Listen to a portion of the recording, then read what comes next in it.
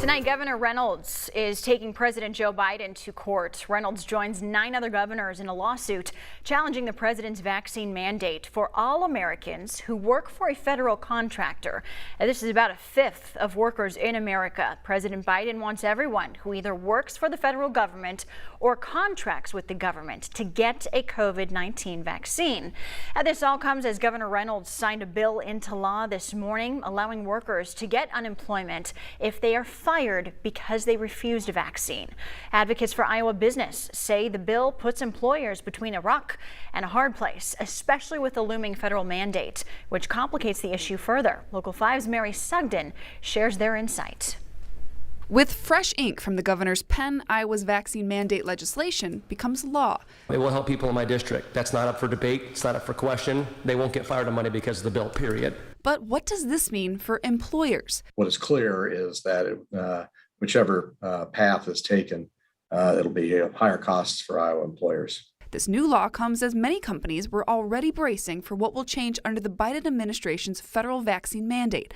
Under that proposal, companies with at least 100 employees would be required to adopt a vaccine mandate. As it stands today, there'd be a $14,000 penalty for violating the terms of those mandates.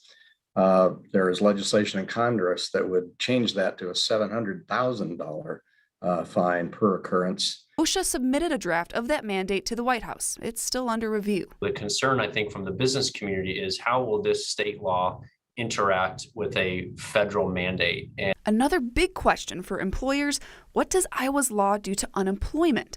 Under the bill, workers who are terminated for not getting vaccinated qualify for these benefits. According to documents released by the Legislative Services Agency, only 12% of money in the Coronavirus Relief Fund meant for unemployment is left. All businesses are responsible for keeping the unemployment trust fund full. So even if you're a compliant business, if people are sent to the trust fund for claims, you will see an increase in your unemployment taxes to keep that fund full. On top of potentially higher costs, experts say this could also mean fewer employees to keep their businesses running. we're in the midst of the most acute workforce shortage that we've seen in a generation. And we need to be making sure that everybody has access to the workforce right now and into job opportunities. Lots on the table here. Mary, is there a timeline on this federal mandate? So what we're hearing from experts in Washington is that the earliest we could really see the official language and really the rollout of that federal mandate is as early as next week. So you can see really a 1-2 punch here for employers here in Iowa. It's very quick there. And it sounds like Iowa's legislation was in response to the federal government, what the federal government had proposed. That's exactly what I heard all day yesterday from lawmakers at the State House, really saying this was into response of what they were seeing out of the federal government. Senate Majority Leader Jack Whitford telling me that he does expect the state to actually launch a lawsuit against the federal government when this mandate officially comes down. A lot to follow there. Thank you for that report, Mary.